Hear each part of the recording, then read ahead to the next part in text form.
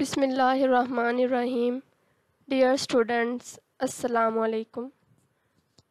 Today's our lecture contains Frobenius method and the solution of Frobenius method and its related questions.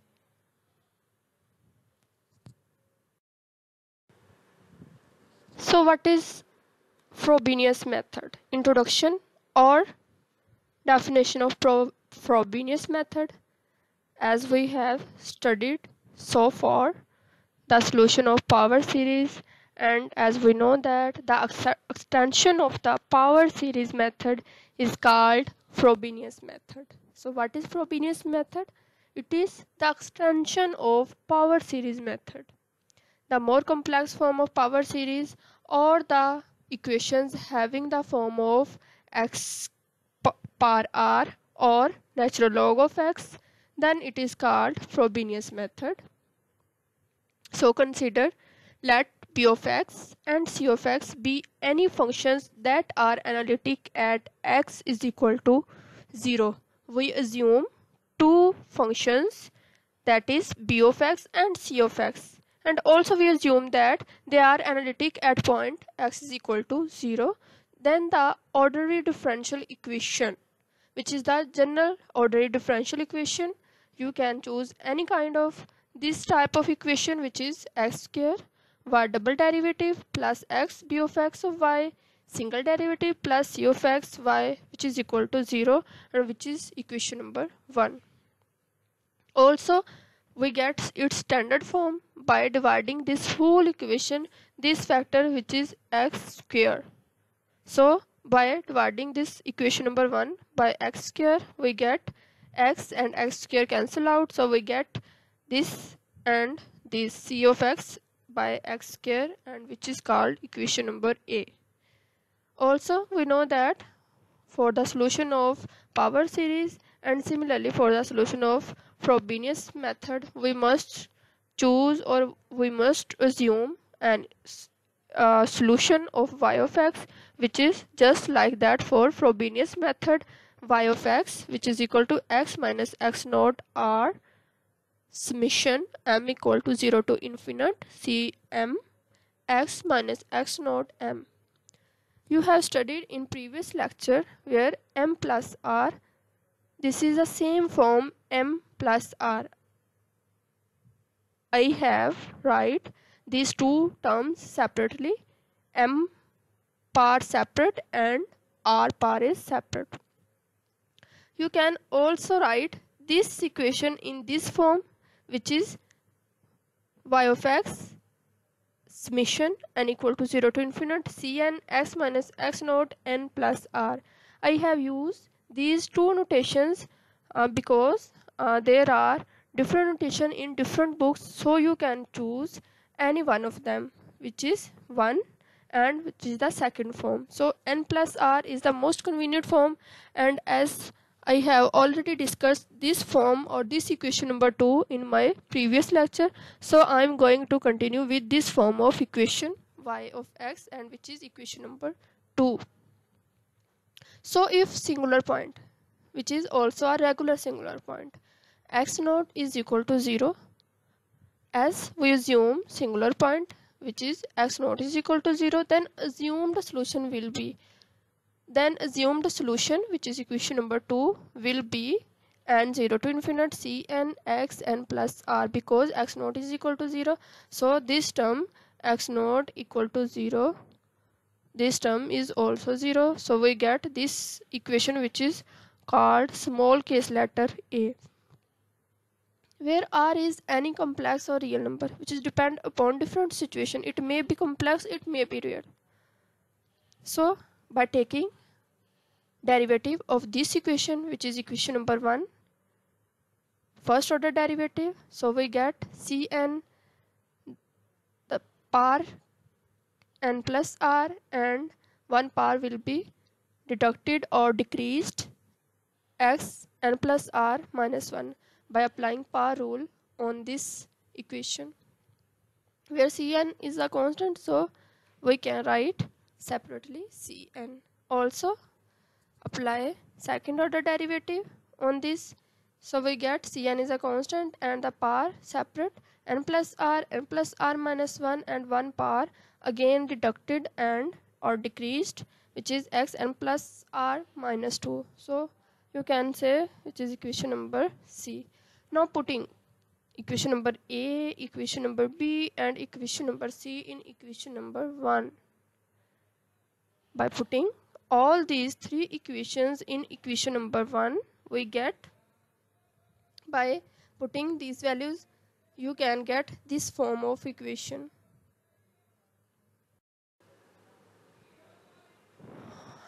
After simplifying Cn, n plus r, all these terms separately, n equal to 0, b of x, this is the second term and this is the third term.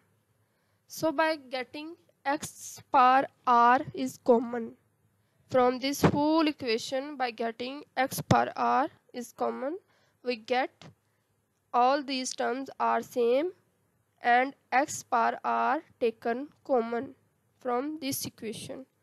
Again apply summation on this equation. When we apply summation, we put n equal to 0 in these terms because initial value is 0. Then we apply n is equal to 1. Then we apply n is equal to 2. Then we apply n is equal to 3 and so on. We apply n equal to infinite. So when we apply n equal to 0 for first step, so C0, 0 plus r minus 1, because I am putting 0 on the place of n, where n replaced by 0. So this term for n is equal to 0, this term for n is equal to 1 and so on, where these dots are represent so on up to infinite. Similarly, for second step, apply n is equal to 0, which is first term, then apply n is equal to 1, which is second term, plus so on up to infinite. Similarly, for third term, which is first step, for n is equal to 0, n is equal to 1, n is equal to 2 and so on up to infinite. Then also expand these b of x and c of x in terms of power series. As we know that power series of b of x and c of x can be written in this form, where I write only for differentiate two constant values, because there also exists c inside the series or also exists c in the actual term. So in order to differentiate, I take I by myself. So by putting these series also in this equation, we get this form of the equation. Now equate the sum of the coefficients of each power, which is x ki power r, x power r plus 1 and x r plus 2 and so on, by differentiating or equating similar powers. By x power r, we get this equation because c node of r taken common, or r into r minus 1 plus c1 r plus 1, which is the second form. This is the only term of c node in this first step. Also c node, b node, also c node I or c node. So by equating coefficients of c node for x power r, we get this equation, r into r minus 1 plus b node of r plus c node of I, which is equal to 0. And for x power r plus 1, we get the coefficients of r plus 1 into r, also b1 r plus 1 and c1 of I, so which is a c1 coefficient.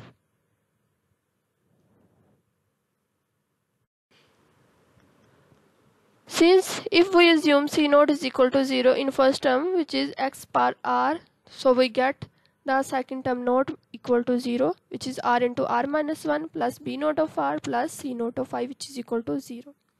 This important quadratic equation is called the indicial equation of the ODE1.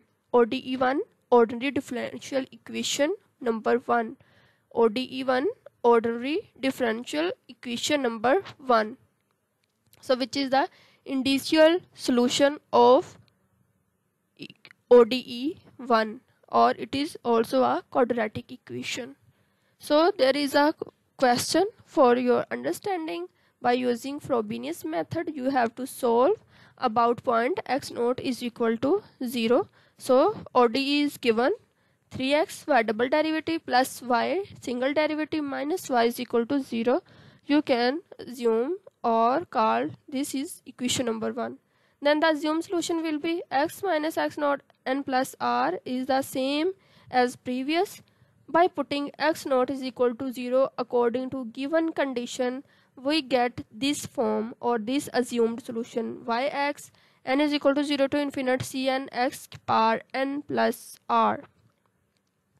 After first order derivative, we get this because we apply power rule on x, because only one variable is x and cn is the constant. Again taking second order derivative, cn is a constant and apply power rule on x.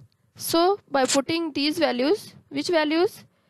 This one y of x, this one y first order derivative, this one y second order derivative in equation number 1 as we have previously done.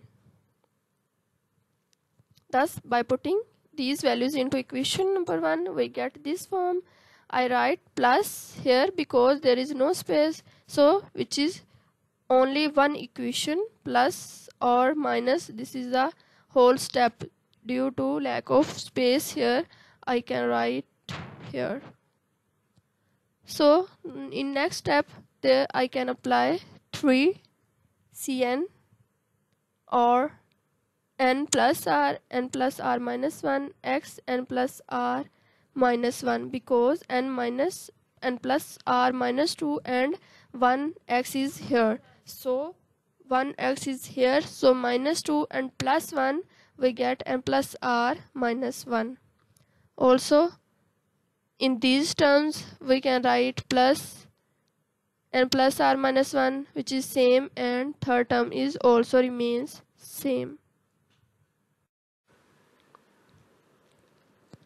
After applying 3 inside the equation and taking cn common from first two steps, you can get this form cn into 3 n plus r into n plus r minus 1 plus n plus r x n plus r minus 1, and third step is remains same.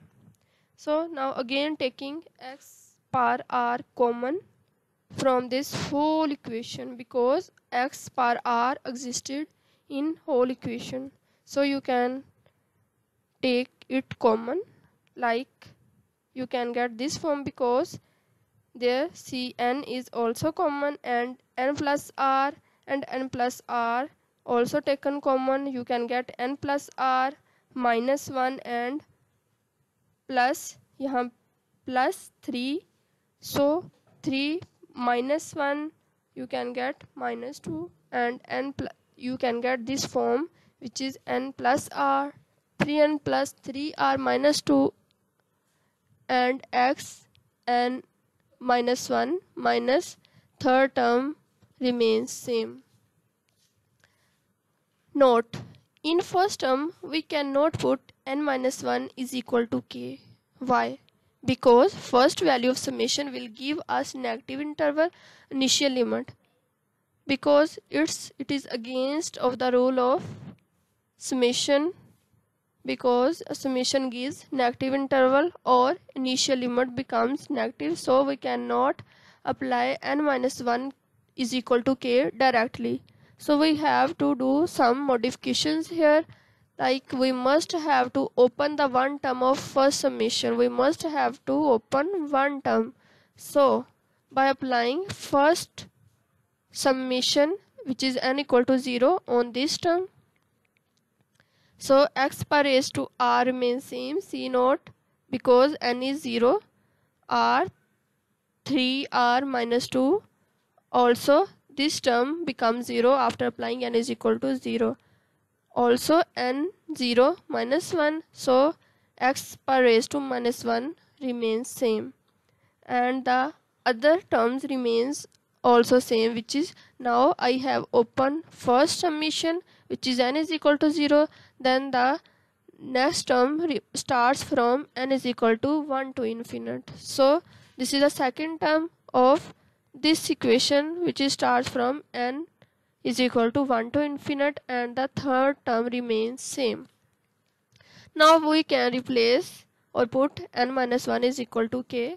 Why we put this notation? Because we want to same parts in actual equation, or we want to simplify the same coefficients x per raised to k. So we putting these terms n minus 1 is equal to k.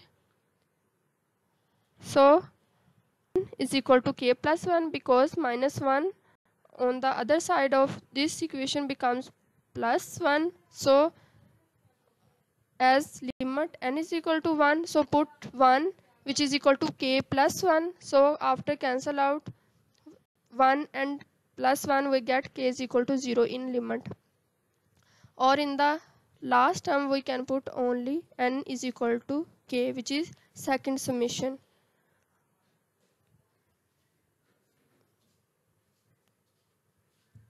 So this equation you can get after applying notations. First term remains same, and the second term k is equal to 0 to infinite, and this equation is modified applying the value of n, and the second summation starts from k is equal to 0 to infinite ck x per raised to k is equal to 0.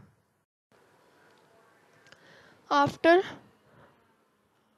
simplification you can get again first term remains same.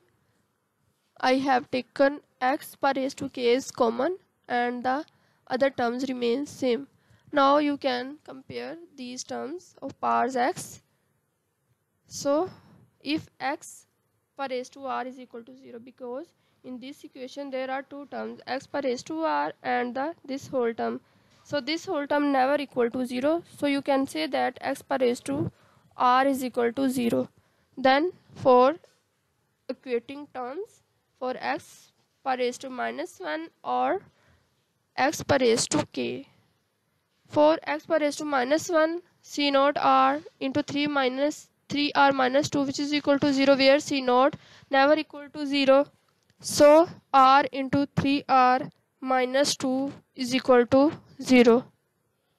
Again we get two values of r, where r is equal to 0 and 3r minus 2 is equal to 0, and we get the value of r, which is 2 by 3. Also by equating coefficient of x per raised to k, which is the complete this equation, so we get ck k plus r plus 1, because this whole term is equal to 0. Then we get the coefficient of ck plus 1 is equal to ck over this form. You can say this is equation number A, where k is equal to 0, 1 to 3 up to infinite. Also you can check this equation number A about two values, which is r1 equal to 0 and r2 is equal to 2 by 3. Here r equal to 0 and r is equal to 2 by 3. I place their name r1 and r2, so you can check about r1 and r2 separately. By putting r1 equal to 0, then this equation becomes like this, and by putting r2 is equal to 2 by 3, this equation becomes like this. By putting the value of r 2 by 3, where 3 and 3 cancel out, and here we take its LCM.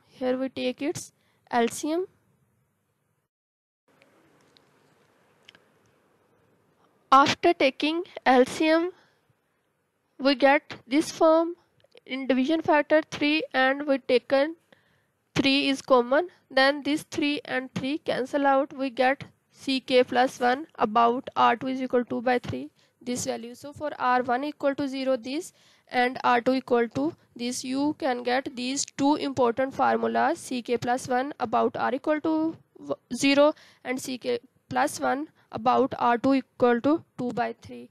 Now you can check values of k for R1 and R2. At k is equal to 0, you get this form. Inputting equation number this and this for R1 and for R2. For R1 its value this, and put 0 plus 1 C0 and you get this form. Again at k equal to 1, this is C2 is equal to C1 by 8. Also C1 has value C0, so I replaced C0 by 2 factorial multiply, where this dot represents multiplication multiplied by 4. Also at k is equal to 0, I have this form C2. Also C2 replaced this value, which is C0, 2 factorial multiplied by 4. I replace this term 2 or 3, because 3 into 2 multiplied by 2 is 6. So I can write 3 factorial multiply 4 multiply 7. Similarly for R2 you use this formula ck 3k plus 5 k plus 1 at k equal to 0, k equal to 1, k equal to 2. After getting C1 is equal to C0 over 5, you can solve it for C plus C1 plus 1 and you get the form of C2 is equal to C0. After putting the value of C0, which is after putting the value of C1, which is C0 over C5, you can get C2 factor or C2 coefficient, which is 2 factorial 5 multiplied by 8. I am repeating, where dot sign represents the multiplication. At k is equal to 2 and so on. After getting C1 equal to C0, C2, C3 up to Cn, which is general form, I can write it having the form of 1 multiplied by 4 multiplied by 7 up to 3 and minus 2. And similarly, which is for R1 equal to 0, which is for R2 is equal to 2 by 3, C1, C2, C3 up to C0. N factorial 1 multiplied by 5 multiplied by 8 multiplied by 11 up to 3 n plus 2, where n is equal to 1 to 3. Thus we can obtain two solutions from here. I also have write one note for you, which represents that if R having only one value, then its y solution also can be represent only one solution. Similarly, if R has two values, then its y equation represents two solution. If R has three values, then its y equation represents three solution, and so on up to infinite. So the solution of y depends on the values of R. I am repeating, the solution of y depends upon the values of R. In our case, we have two values of R, so we get two solution of y, which is y1 and which is y2. So which is a general form or assumed solution Cn, Xn, and by putting R1 is equal to 0, we get x per raised to 0. Similarly, y2, which is the same factor, also by putting R is equal to 2 by 3, so we get x per raised to 2 by 3. So by putting these two equations or in general solution C0 x0 into 1 plus summation, and this is the general form, and y2 which is for R2 which is for R1. By combining these two relations, we get yx is equal to a1 of x plus by 2 of x, where a and b are again constant. Just like that, C0 is a constant. Similarly, I replaced C0 by a and b for general term. So by replacing and putting value of y1 of x and y2 of x, I get this form, which is called the general form of Frobenius method for this particular ODE. Thank you.